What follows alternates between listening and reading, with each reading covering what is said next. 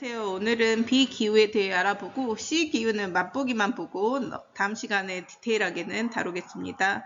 지금 보이는 화면은 B 기후 모습인데요. 보면 알다시피 이 30도 부근에 이런 사막 기후들이 있고 그 주변에 스텝 기후. 근데 스텝 기후도 이런 저위도 쪽에 있는 스텝이 있고 이런 고위도 쪽에 있는 스텝이 있습니다. 대표적인 게 울란바토르라는 몽골의 수도인 울란바토르가 있는 스텝 기후인데요. 지금 선생님과 했을 때 비기후의 특징은 영 강수량 500mm 미만이라고 했어요. 근데 특히 사막 기후 같은 경우에는 영 강수량 0에서 250이고 스텝 기후는 250에서 500 이렇게 얘기했었죠. 그런데 선생님과 첫 시간 했을 때랑 조금 차이가 있는 게 보통 비기후는 0도 이상에 있고 이 영 강수량이 500 미만이다 라고 했었는데 울란바토르는 좀 특이점이 있습니다. 비기후 중에서도 울란바토르처럼 이 고위도에 있는 고위도가 아니고 중위도에 있는 스택 같은 경우에는 중위도 스택 같은 경우에는 겨울에는 영하권으로 이렇게 뚝 떨어지는 스텝도 있어요. 왜 그러냐면 이게 대륙의 한가운데 위치해 있다 보니까 겨울에 땅이 아주 빠르게 식겠죠. 그러다 보니까 이렇게 비기후임에도 마이너스가 되는 경우가 있긴 있습니다. 그래서 대표적인 게 중위도 스텝에 있는 울란바토르가 대표적이라고 생각을 하면 되겠습니다. 건조기후 특징, 연 강수량 500mm 미만, 그 다음에 연 강수량보다 연 증발량이 많다. 그럼 여기에서 좀 의문을 가질 수 있어요. 아니, 비가 내리는 양보다 어떻게 증발하는 양이 더 많을 수가 있지? 즉 공급되는 물보다 어떻게 사라지는 물이 더 많을 수 있지라는 의문이 생길 수 있습니다. 이건 당연합니다. 이 개념을 이해하기 위해서는 여기에서 나오는 연 증발량이라는 것은 실제 증발량이 아니고 잠재 증발량이라는 건데요. 이 잠재 증발량은 뭐냐면 그 지역의 열기가 물을 증발시킬 수 있는 능력, 즉 다시 말해서 햇볕이 너무 뜨거워서 만약 물이 충분히 있다고 가정했을 때 말려버릴 수 있는 최대치라고 생각을 하면 돼요. 잠재적인 증발량. 다른 예시로 한번 들어보자면 내 통장에 10만 원이 들어왔어요. 그게 강수량이라고 해봅시다. 근데 사고 싶은 물건이 100만 원어치 있어요. 이게 바로 잠재 증발량이라고 생각하면 되죠. 즉 실제로 내가 10만 원밖에 없으니까 쓸 수 있는 돈은 실제적으로는 10만 원 뿐이지만 내 소비 능력, 소비 욕구 같은 경우에는 들어온 돈보다 훨씬 큰 상태인 거죠. 그래서 잠재 증발량 같은 경우에는 이 지역이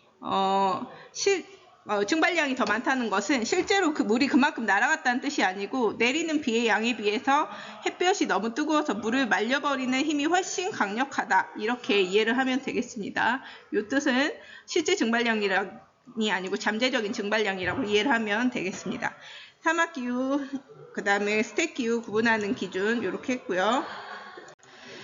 그러면 사막이 나타나는 원인은 크게 4가지로 나뉩니다. 남북 회기선 부근의 아열대 고압대 지역, 대륙 내부 지역, 한류 흐르는 지역, 탁월하게 부는 바람이 있다면 그 탁월풍의 비그늘 지역, 이거는 그림으로 뒤에서 설명할 거고요. 매우 건조하기 때문에 식물들이 성장하기 어렵겠죠. 그리고 대부분 맑은 날씨가 이어지고 기온의 일교차라는 거는 하루 중 가장 더울 때, 가장 추울 때 기온 차이라고 생각을 하면 되는데 일교차가 큽니다.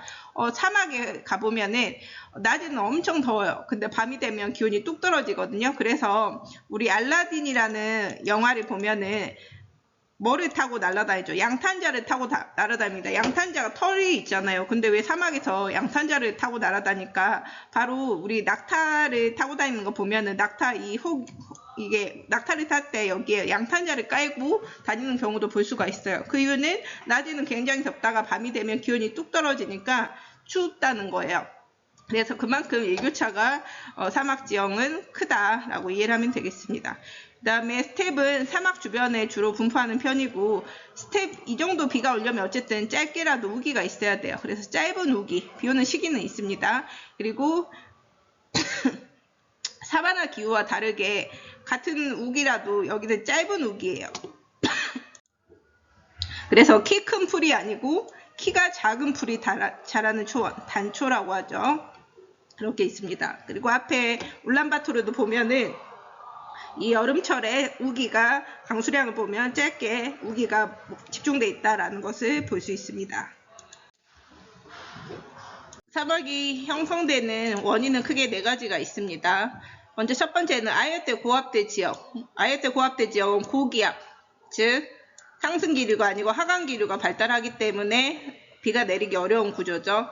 그 다음에 중위도 쪽에 대륙 내부에 있으면 어때요? 바다 쪽으로부터 바다가 그 주변에 있어야지 수분을 공급하기가 유리하겠죠. 근데 주변에 바다가 없으니까 이쪽에 수분한 공기가 들어오기가 어려운 거예요. 그래서 수분 공급이 적은 이런 대륙 내부 같은 경우에는 사막이 형성되고, 그 다음에 한류, 대부분 한류는 대륙 서안에 많이 있는 편이긴 합니다. 한류가 있는 지역은 공기가 바닷물이 차갑다 보니까 차가우면 공기가 상승하지 못하고 하강하겠죠. 그럼 역시 비가 오기가 어려운 환경입니다.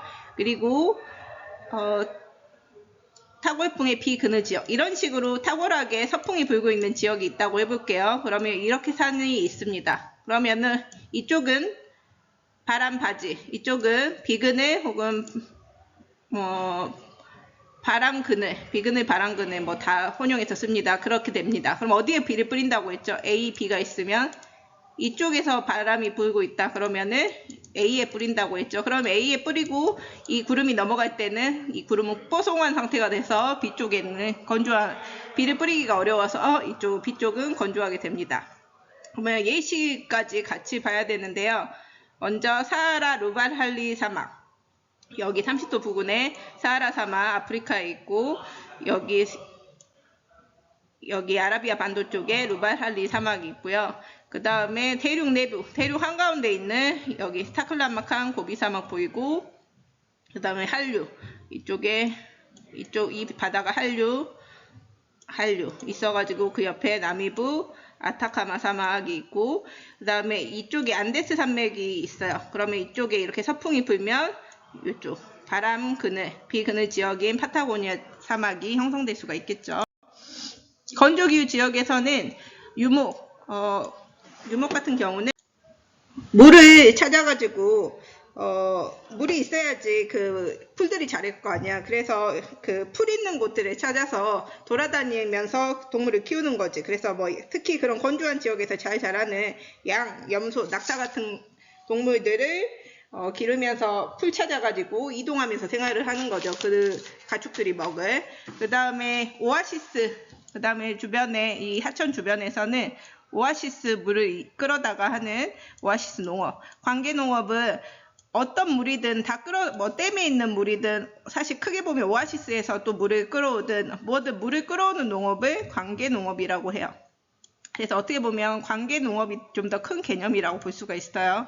그리고 사막기후 같은 경우도 역시 유목이 이루어지고, 그 스텝 기후도 어쨌든 우기가 또 짧게 있고 하다 보니까 토양이 그래도 비옥한 지역이 있습니다. 그런 지역에서는 밀, 목화 등을 대규모로 재배하기도 합니다. 여기까지 할게요. 온대 기후도 좀 더 잡고 갈게요. 온대 기후는 최하는 -3도 이상 18도 미만입니다.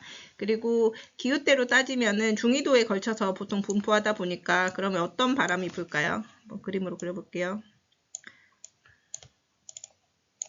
우리 그때 지난 시간에 30도에서 0도 사이로 무역풍, 편서풍, 극동풍이라고 했죠. 그래서 온대기후는 이 편서풍이 부는 중위도에 걸쳐 위도대에 있는데요. 특징을 한번 보겠습니다. 유라시아 대륙을 한번 가져와 볼게요. 그러면 이 편서풍이 불겠죠? 이렇게 이런 식으로 붑니다. 그러면 편서풍, 이 바다에서 불어오는 이 편서풍, 이 대륙 서안 같은 경우에는 편서풍의 영향이 그대로 이렇게 받는데, 대륙 동안에서는 어떤 일이 일어나냐? 상대적으로 이쪽은 해양성 기후, 이쪽은 대륙성 기후의 특징을 더 띈다, 이렇게도 말하는데요.